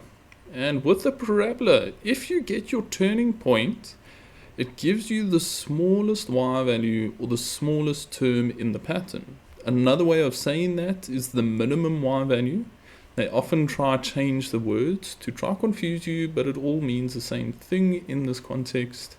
And to get the turning point of a parabola, we use the following formula. The x equals minus b over 2a, my bro, we have to make one slight modification. We're not working with x's, we are working with n's. So I've got to change this to an n. And then this a and b can be found in the nth term. So we're just going to chuck them in and see what it gives us. Okay, and then don't be naughty, don't take chances. Slap that straight in the calculator. But 13, my bro. Okay, what that 13 tells me is that the turning point has like an x value or an n value of 13. But I want the y value, or in this case, the tn value. So I'm going to get term 13 by subbing this 13 into these n's over here. And how I like to do that is I like to rewrite this. And instead of tn now, I'm getting term 13. And I leave open brackets where the n's used to be. And then inside those open brackets, I slap the 13s in there. And then that looks like a calculator problem to me, bro. That's going straight in the calculator. Okay, so if we type that in our calculator, we get minus 363. And finishing up with our patterns, we're just going to have a look where the 4 marks come from here. Substitution into the axes of symmetry formula gets you the first mark. This 13 gets you your second mark. Substitution of the 13 into the general term gets you your third mark. And the fourth mark comes from the final answer. But okay, question 5 takes us to everyone's favorite section, functions, my bro. Alright, f of x has this equation. Okay, thanks for that. That's really helpful. And g of x has that equation. G is even more helpful. Okay, let's get these graphs highlighted. Yes, that's so much better, bro. Okay, x-intercepts of f are at points A and C. I like to put dots on those points. It just makes my brain see it a bit easier. And the two graphs intersect at points A and B. Intersect is a fancy way of saying where they touch each other. And P is the turning point. That's quite important. And Q is a point on G such that the line PQ is parallel to the y-axis. So PQ is parallel to the y-axis. That's a fancy way of saying P and Q will have the same x value, which we'll deal with in later questions. Okay, now we can determine the equation of G. G is the green graph, and it's a straight line. So let's run through how we get the equation of a straight line. Okay, so a linear function has the standard form of y equals mx plus c, but they've named this one mx plus k just to confuse us a little bit. So this isn't a c, it's a k in our case. And that doesn't change much. It's still a placeholder for the y-intercept. So, with the green graph, if we know where it cuts the y-axis, hey, how's it, brother? It cuts the y-axis at 8. So the y-intercept is 8, so I can immediately change that to an 8. And now to get the gradient, I can go one of two ways. I can use the gradient formula between these 2 points, A and B, or I can just sub in a point straight here and get M. So I'm going to do the gradient formula because you use that formula a lot and it's worth your time to practice it as much as you possibly can. And luckily the gradient formula is on your formula sheet. So we're going to put a point in over here and we're going to put a different point in over here. I like to start with one at the top. It really doesn't matter which one you start with.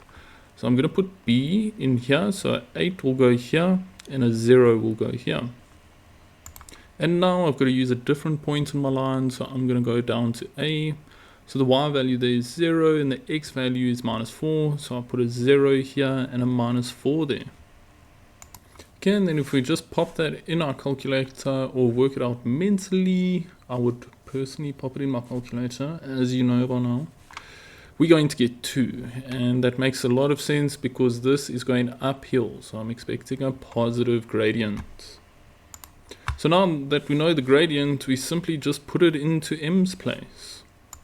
And then the equation of the line is y equals 2x plus 8. So I'm going to fill it in here and we're going to go through where the marks come from quickly. First mark comes from the substitution into the gradient formula. The second mark comes from the correct gradient of 2. And the third mark comes from the correct c value. Next up, we need to calculate the values of a, b, and c in f of x's equation. So it's a fancy way of asking you get the equation of the parabola. And we can do one of two things to get that accomplished. So I can do it in one of two ways. I can use this formula if I have the x-intercepts, or I can use this formula if I have the turning point. Now if I look here, I don't have the turning point. I don't know the coordinates of P. But I have the x-intercepts, so we found our winner chicken dinner, but... Okay, now we're going to slap those x-intercepts inside over here. So the first x-intercept is -4. And the second x-intercept is 2. So I'm going to clap a 2 in there.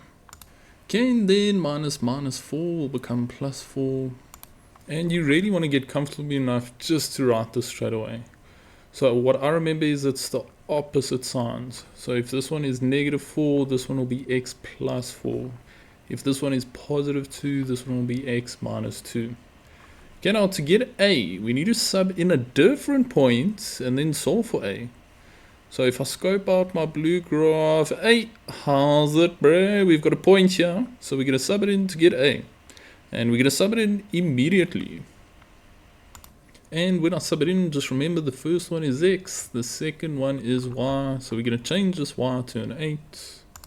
The a stays there because that's what we're solving for. Okay, then I'm going to sub 0 into x's place. So in these two empty little spaces, we slap a couple of kandas in there, my bro. So now, we are going to simplify the brackets. 0 plus 4 is 4, and 0 minus 2 is -2. And then 4 times -2 is -8. -8 times a is -8a. And now I need to get a by itself, so I just divide both sides by -8. And these -8s cancel, and 8 divided by -8 will give you -1. So we officially have the a value. Okay, now what I'm going to do is I'm going to grab this very first line quickly. And then I'm going to change a to what we just worked it out to be. So I'm going to sub that a value into a's place. So I'm going to go ahead and change that to a -1. And now we've got a form of an equation for the parabola. Now they want it in this format, and to change this format into that format, I need to FOIL and distribute, my bro. And when I FOIL, I'm going to keep it wrapped in brackets because I'm going to have to distribute this -1 after we FOIL and simplify. X times x is x squared.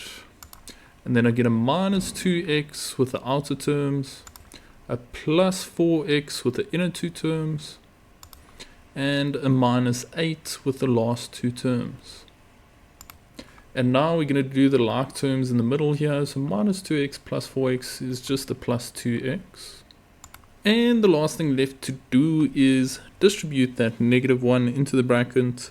So we're just going to yoink it in there quickly and see what it gives us. And we have arrived with the equation. So we've got -x squared minus 2x plus 8. You can see how this positive changed to a negative, this positive changed to a negative, and this negative changed to a positive. So you get a sign change happening when you distribute a -1 in. That's a small little shortcut you can learn. And then to fully answer the question, calculate the values of a, b, and c, we read it off of this graph. So the number in front of x squared is a. And just remember, if there's no number here, it's a sneaky weasel, my bro. It's a 1. The number in front of x is b. So b is -2. And the number that does not have an x is your c value. So c will be 8. Yosses. Alright, let's see where the 16 billion marks come from. Okay, your first mark comes from the substitution into the x-intercept formula. The second mark comes from the correct value of a. Third mark comes from your standard form over here. And the last 2 marks come from the correct value of b and c. In 5.3, we need to show that the coordinates of p are -1 and 9. Okay, check what p is, bro. It's the turning point. So we're going to use the turning point formula. Okay, and this formula, you really want to know it off by heart. It is not on the formula sheet, so memorize it because they always ask it. And then a and b can be found in the equation of the parabola. If there's no number here, it's a sneaky weasel. It's a 1. So a is minus 1 and b is minus 2. We're going to chuck them in here and see what it gives us. Okay, and then I kind of already know what it's going to give me. It's going to give me negative 1. If you slap that in your calculator will agree with me, bro. And then that's the x value of p sorted out. And to get the y value, anytime I want to get a partner, I'll sub this into the graph. So p is on the blue graph, so I'll sub it in here to get his partner. So let's grab that equation. And then anytime I see an x, I'm going to put open brackets like this. And inside of those open brackets, I'm going to club that minus 1 into them, boss. And then that is a calculator problem. But I know what it's going to give me. It's going to give me 9, bro. Can the honorable calculator agrees with me? So it gives me 9. Yes, yes. Okay, and then I just have to write, therefore, p has the following coordinates of negative 1 and 9. Be sure to put that straight on your sketch. And let's have a look where the 2 marks come from. First mark comes from the substitution into the turning point formula. The second mark comes from the substitution of this value, x value, into the parabola to get the y value of 9. Next up, we need to get the range of f. F is our parabola, the blue graph, and when you're doing range, you only look at y values. Okay, and then to get the range, we start from the bottom and go up.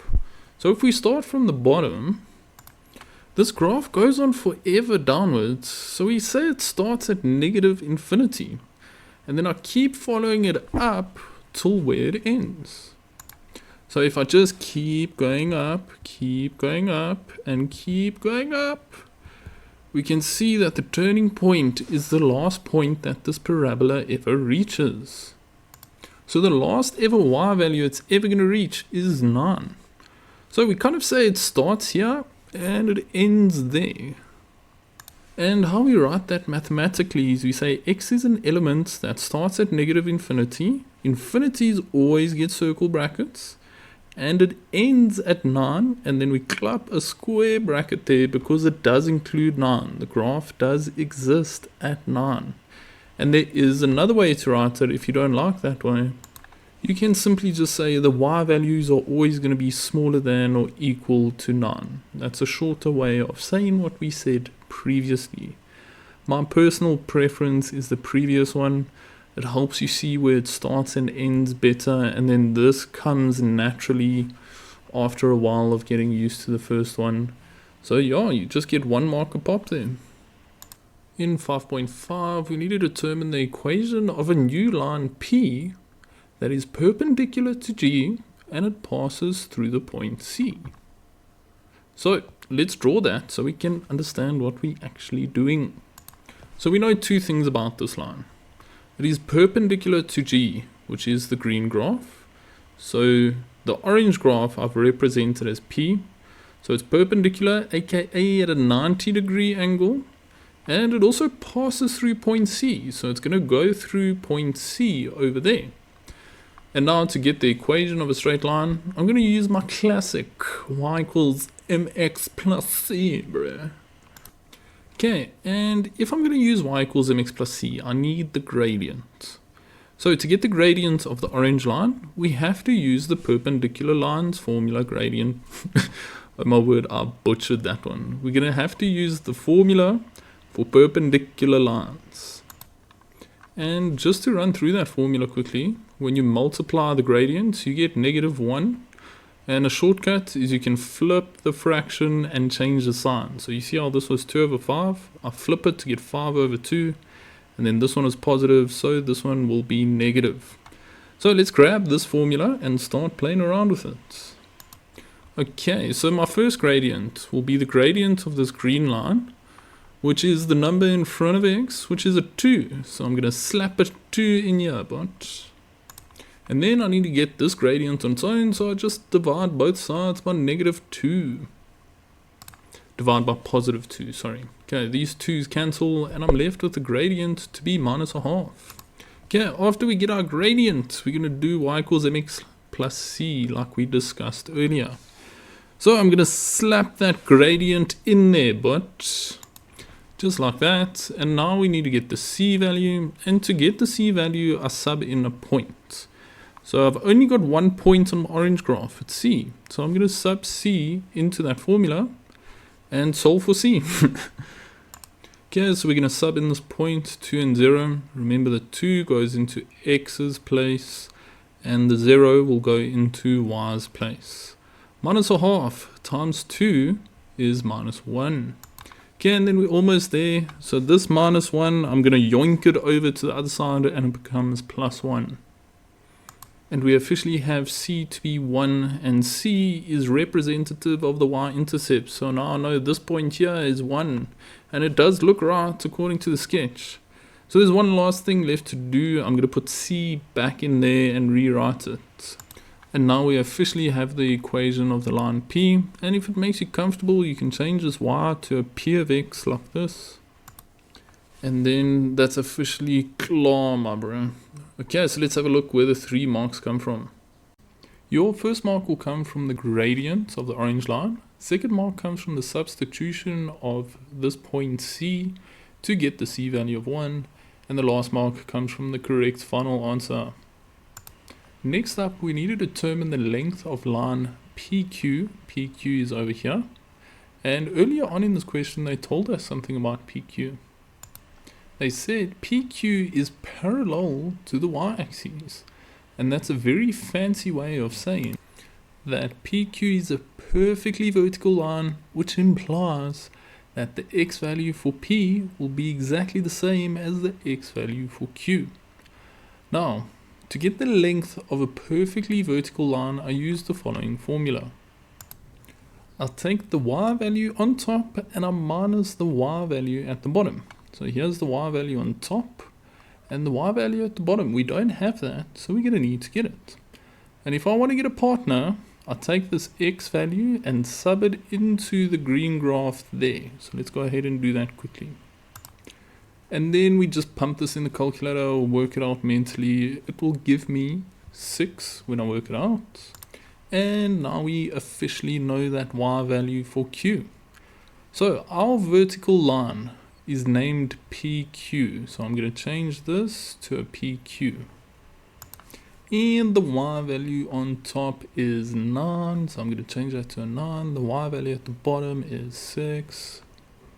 And 9 minus 6 will give me 3 units for the length of PQ.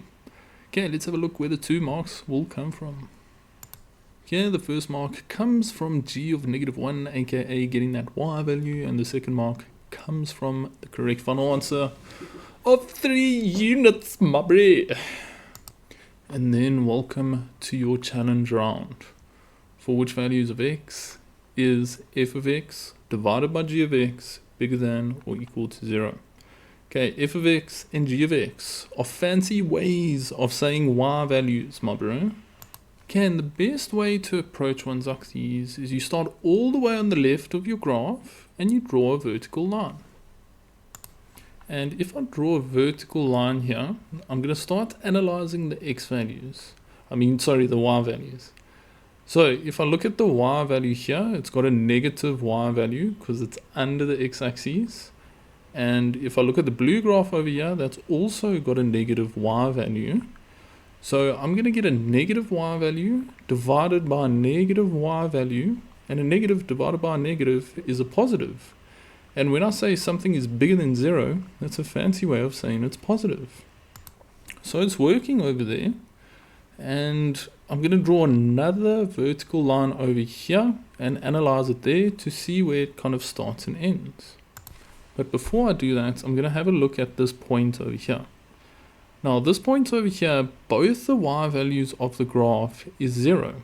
And I'm going to get 0 over 0, which is undefined. I cannot divide by 0. So this point here does not work. So it's going to work from minus infinity all the way up to -4 for my first interval.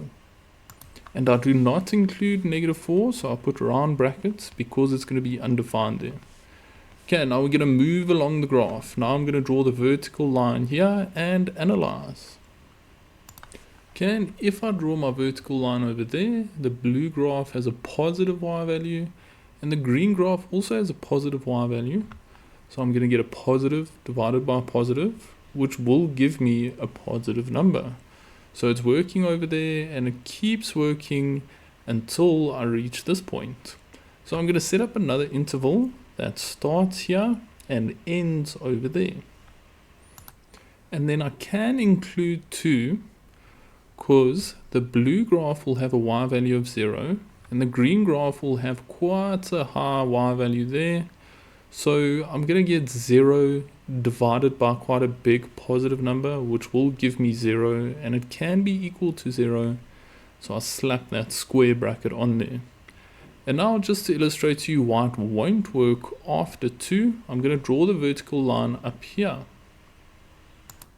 And if I draw the vertical line over here, we can see that the green graph will give me a positive y value, and the blue graph will give me a negative y value.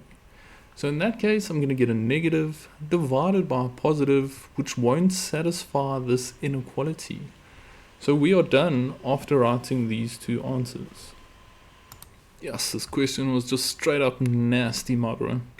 Okay, you're just going to get 2 marks for both of your answers there. Bear in mind there is a faster way of writing this, but I would personally recommend this version of it.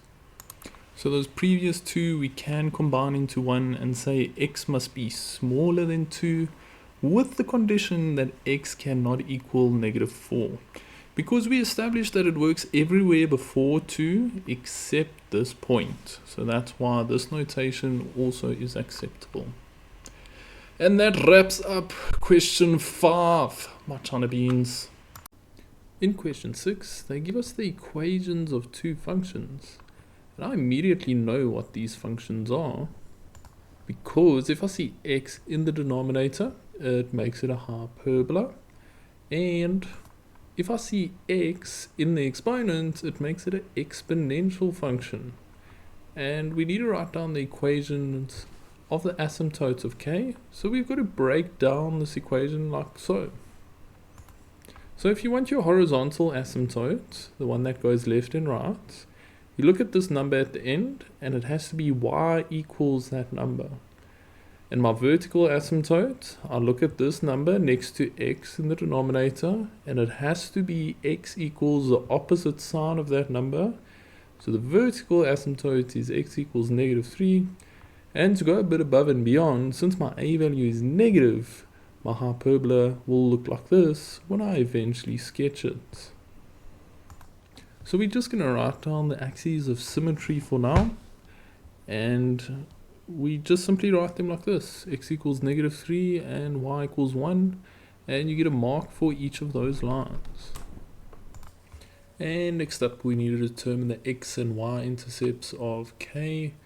So we use the following rules to get the intercepts. To get the x intercept, I make y equal 0 and solve for x. Now k of x is a fancy placeholder for y. So I'm going to rewrite this equation, but instead of k of x, I'm going to write y. Just like that. So I just change k of x to a y. Now what I'm going to do is make that y 0 and solve for x. So I'm going to change this y to a 0.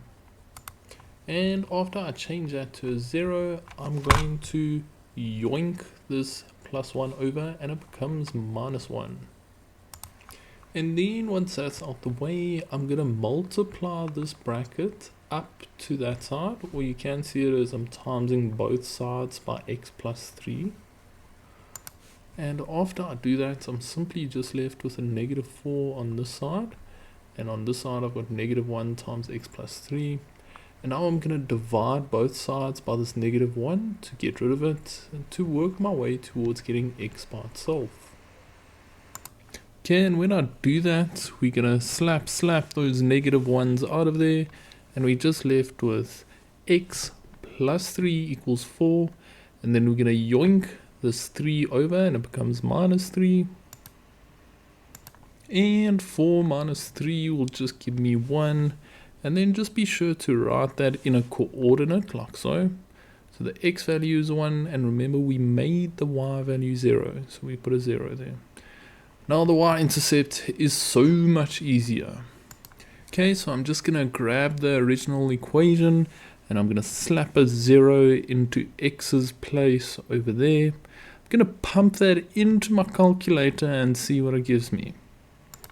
And once I pump that in, I get minus 1 over 3. And then just remember to write it as a coordinate. The x value is 0, and we calculate the y value to be minus 1 over 3. So we write it like so. Because the x always comes first, y always comes second. Yes, there's 2 marks for all this nonsense. My goodness gracious. Yes, these oaks are sleg, bro. Okay, 1 mark comes from the x-intercept, and 1 mark comes from the y-intercept. Next up, we need to write down the equation of the asymptote of h. H is our exponential function. I'm going to do you one better and break down that graph. Alright, so we have a look at this number at the end, and bear in mind this only has one asymptote. You see how there's no letter s after the word asymptote? So there's no plural here, there's only one asymptote. And you look at this number at the end, and it's a horizontal asymptote, and the equation of it is y equals 4. So that's purely where your 1 mark comes from.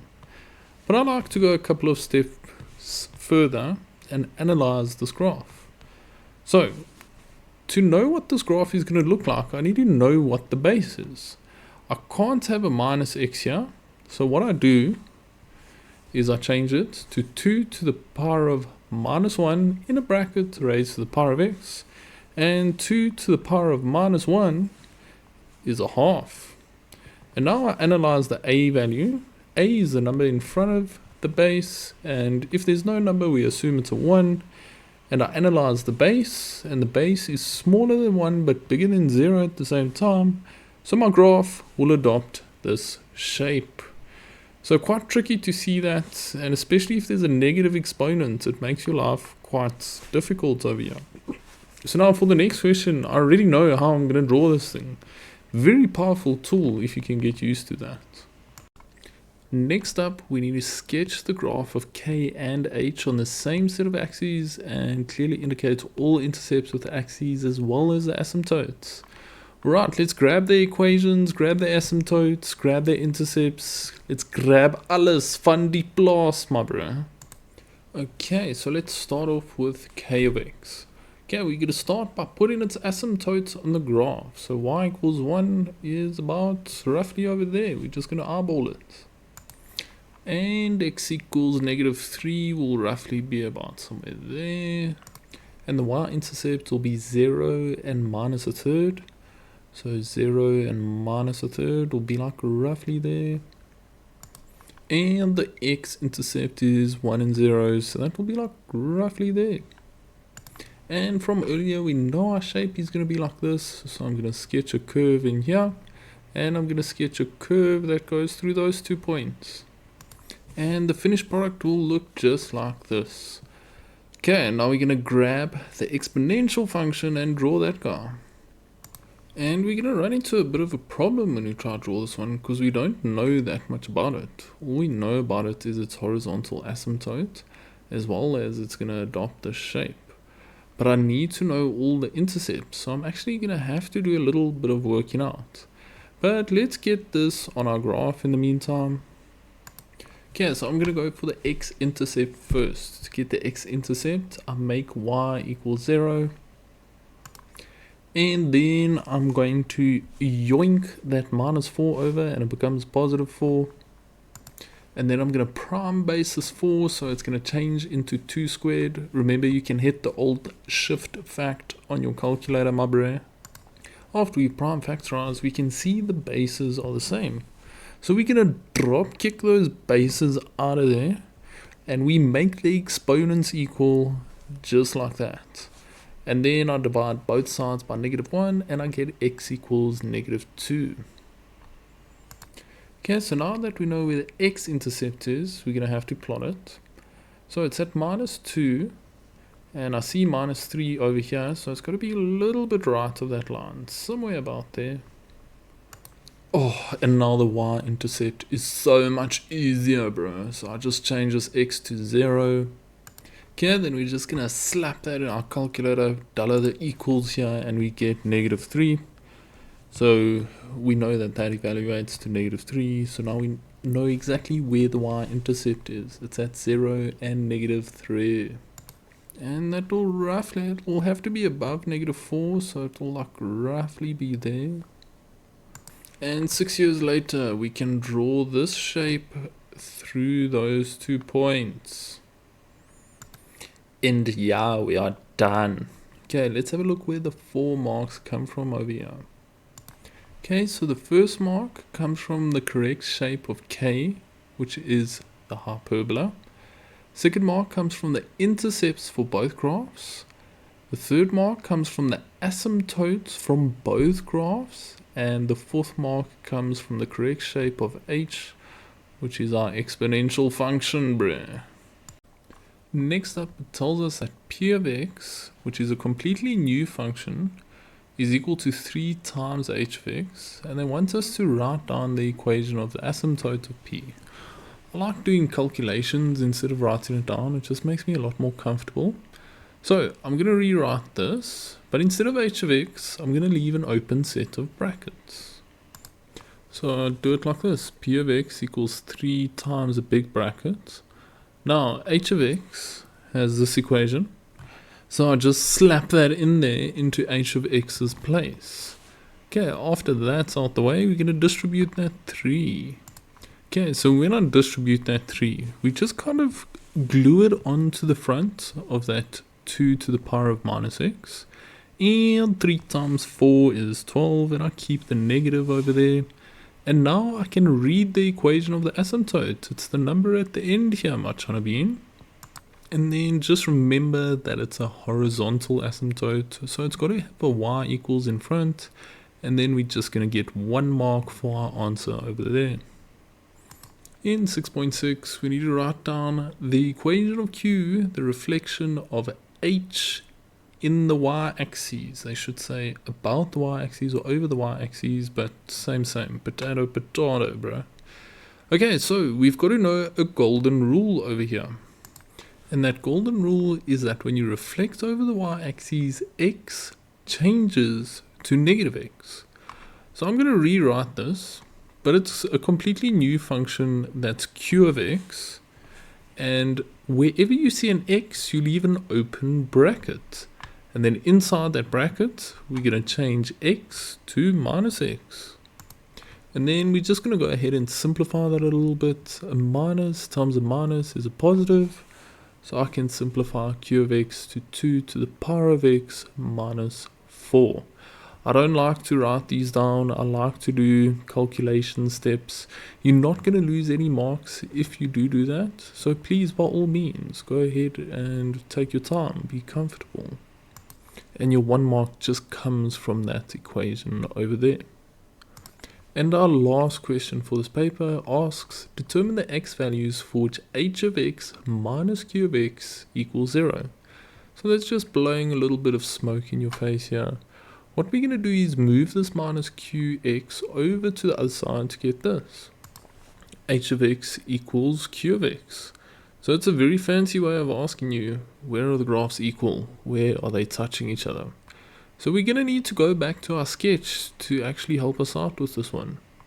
So if we have a look at our sketch, I see it's touching over here and they are touching over there. So that's what they're asking for.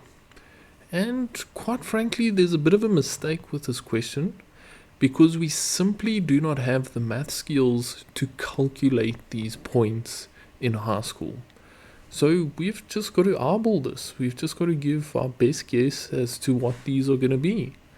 And you see over here, they only want x values. So I follow that one up to the x-axis and I follow that one down to the x-axis.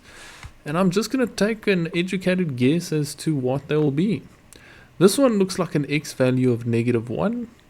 And this one, I'd say, looks like an x value of maybe -4. And you'll purely just get 1 mark for your answers there. Bear in mind, there is a mistake in the memo with this paper, so don't trust the memo for this question. And if you're curious, here's what they actually are. So I've just rounded off to 4 decimal places. The first one is like minus 1,3582. And this one over here is actually like minus 3,5769.